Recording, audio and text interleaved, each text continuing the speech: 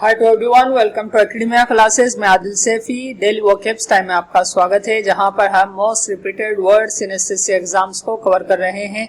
अगर आप किसी भी एग्जाम की तैयारी कर रहे हैं तो हमसे जुड़ सकते हैं ताकि आपकी बेहतर तैयारी हो सके। अगर आप चैनल पर नए हैं तो जरूर सब्सक्राइब कर लीजिए ताकि हर वीडियो की नोटिफिकेशन आपको ऑन टाइम मिलती रहे। बगैर किसी देरी के वीडियो को शुरू करते हैं। आज का हमारा पहला वर्ड है एथिस्ट। एथिस्ट एक नाउन होता है, संज्ञा होती है। इसका अर्थ होता है नास्तिक। हिंदी में ये बहुत पॉपुलर वर्ड है।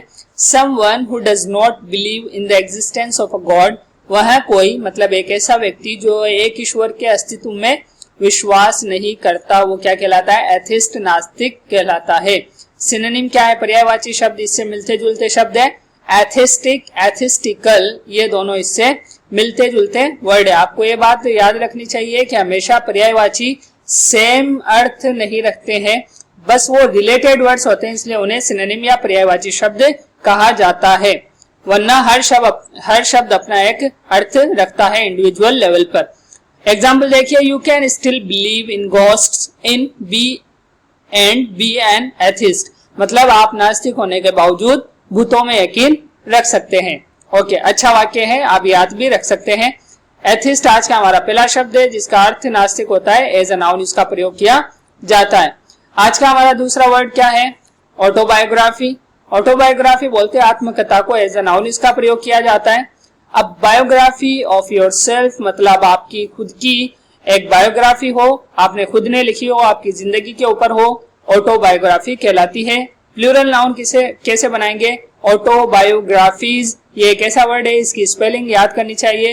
हो सकता है एग्जाम में इसकी स्पेलिंग मतलब मिस स्पेल्ड ही पूछ ली जाए कि दिए गए 4 शब्दों में ऑटोबायोग्राफी की गलत स्पेलिंग्स कौन कौन सी है और सही कौन सी है। तो आपको इसकी स्पेलिंग जरूर याद कर लेनी है क्योंकि लंबा बड़ा शब्द है और बहुत ज्यादा इसमें अक्षर हैं। एग्जाम्पल देखिए, a man's face is his autobiography. Okay, किसी व्यक्ति का जो चरित्र है वो किससे पता चल जाता है? अगर उसने कोई आत्मकथा लिखी है अपनी तो उसमें उसके पूरे व्यक्तित्व का पता चल जाता है, पर्सनालिटी का पता चल जाता है। अब यहाँ पर फेस से मुराद चेहरा नहीं है बल्कि उसका पूरा यानी कि व्यक्तित्व है और पूरा उसकी पूरी पर्सनालिटी है। तो यह था आज का हमारा दूसरा शब्द ऑटोबायोग्राफी, जिसका अर्थ होता है आत्मकथा। एज अ नाउन इसका इंग्लिश में प्रयोग किया जाता है। आज का हमारा तीसरा वर्ड क्या है? ब्लेसफेमी। ब्लेसफेमी खबरों में बने रहने वाला शब्द है, बहुत ज्यादा पॉपुलर वर्ड है इन newspaper and in news channel. उसकी वजह क्या है? वजह यह है कि उसका अर्थ होता है ईश्वर की निंदा, जो कि आजकल ट्रेंड में ही रहता है।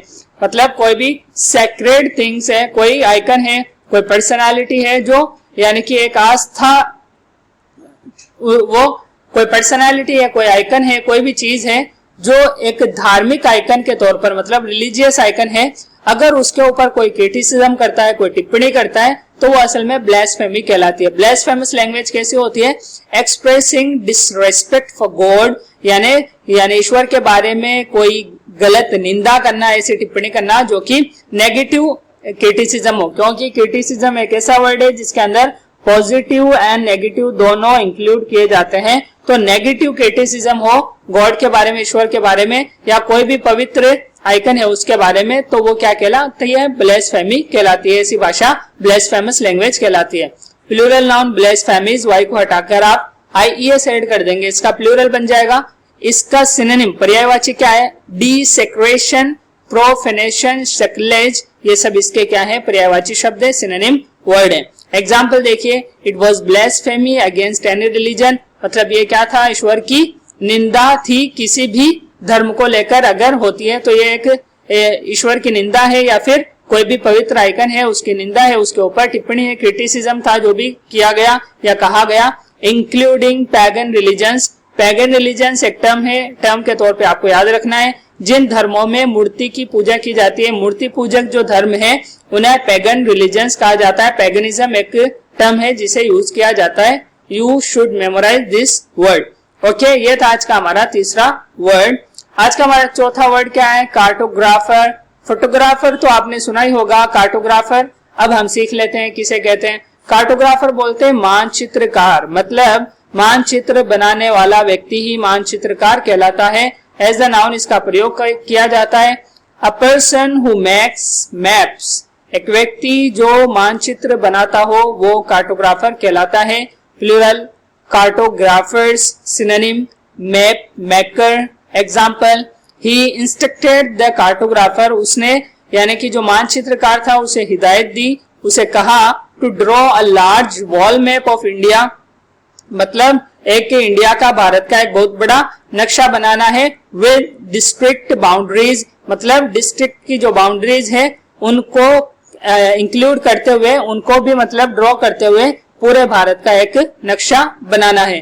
तो यह था आज का हमारा चौथा शब्द कार्टोग्राफर, जिसका अर्थ होता है मानचित्रकार। एज ए नाउन इसका प्रयोग किया जाता है। देखते हैं आज का हमारा अगला शब्द क्या है। कोरियोग्राफर। कोरियोग्राफर फिल्म इंडस्ट्री से रिलेटेड एक वर्ड है। किसे बोलते हैं? नृत्य निर्देशक। डांस के न्यू स्टेप सिखाने वाला व्यक्ति असल में क्या होता है? नृत्य निर्देशक होता है और उसे इंग्लिश में कोरियोग्राफर कहा जाता है। एज अ नाउन इसका प्रयोग किया जाता है। Someone who creates new dances, एक ऐसा व्यक्ति जो डांस के, नृत्य के नए स्टेप्स बनाता हो, इजाद करता हो, डिजाइन देता हो कि किस तरीके से इस सॉन्ग को हमें एक्ट में बदलना है, किस तरीके से उसके ऊपर डांस करना है, नृत्य करना है, तो उसे कोरियोग्राफर कहा जाता है। सरोज खान बहुत मशहूर कोरियोग्राफर रही है भारत की।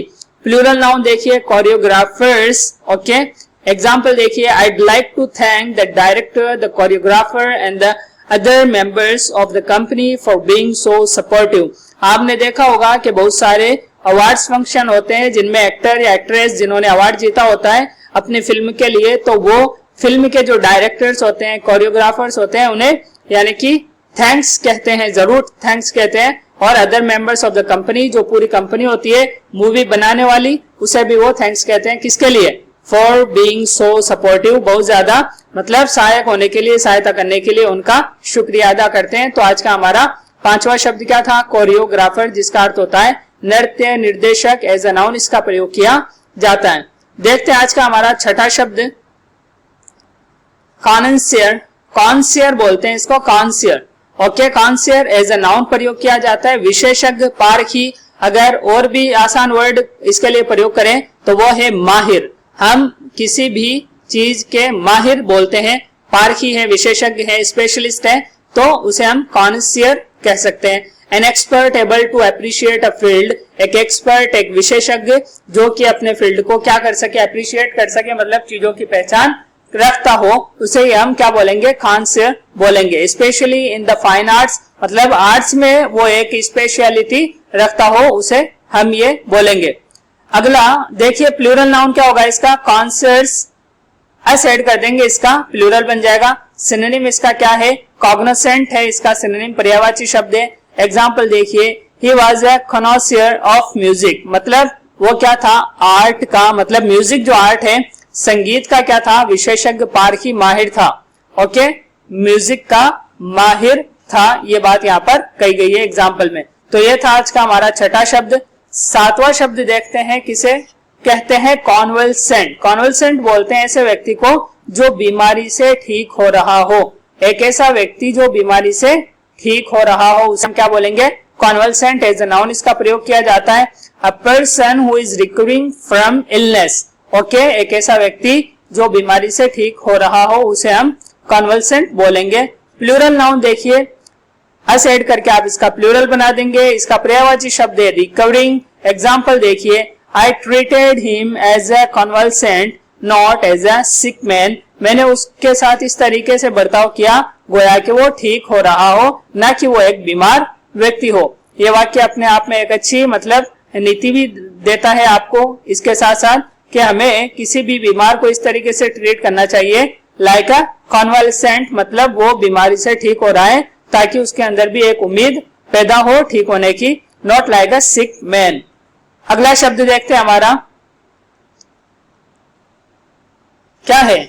डर्मेटोलॉजी, या हमारा आठवां शब्द है डर्मेटोलॉजी। एज अ नाउन प्रयोग किया जाता है। इसका अर्थ होता है त्वचा विज्ञान, यानी कि स्किन के बारे में जो स्टडी की जाती है उसे डर्मेटोलॉजी कहा जाता है। The branch of medicine dealing with the skin and it's diseases, मतलब त्वचा के बारे में स्टडी, उसकी बीमारियों के बारे में स्टडी, ये डर्मेटोलॉजी कहलाता है।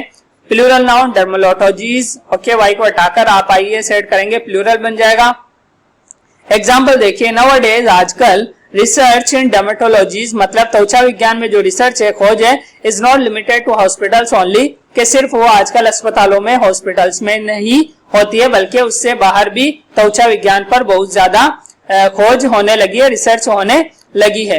तो आज का हमारा नवा शब्द देखते हैं, क्या है?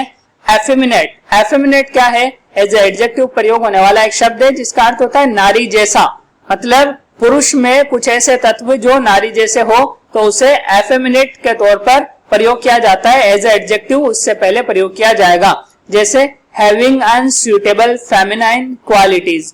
ओके, यानी कुछ अनुपयुक्त स्त्री गुण होना, पुरुष के अंदर अनुपयुक्त स्त्री गुण होना, उसके लिए प्रयोग किया जाता है कौन सा शब्द? एफेमिनेट।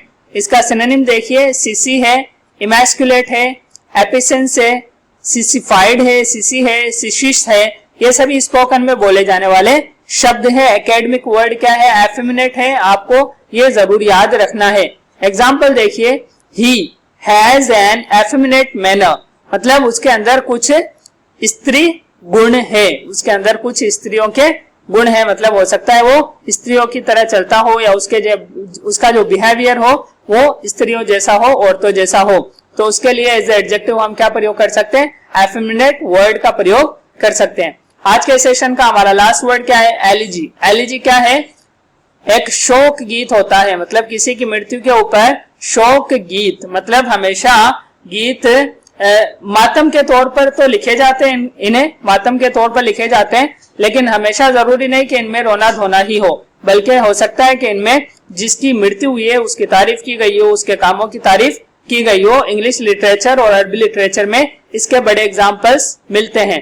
ओके, इसे एज ए नाउन प्रयोग किया जाता है, मतलब एक टाइप ऑफ लिटरेचर है, इस तरीके से भी लिखा जाता है पोएम को। अ मॉर्नफुल पोएम, मॉर्नफुल मतलब एक शोक में लिखा गया गीत या शोक, किसी की मृत्यु है उसके बारे में लिखी गई पोएम।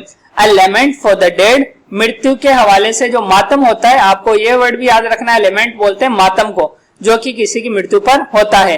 प्लूरल नाउन इलेजीज होगा, सिनोनिम लेमेंट होगा, लेमेंशन भी वर्ड प्रयोग किया जाता है।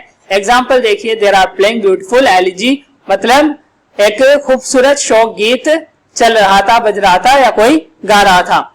ये थे आज के हमारे 10 शब्द। आई होप कि आपको वीडियो पसंद आई होगी और आपने कुछ नए शब्द सीखे होंगे।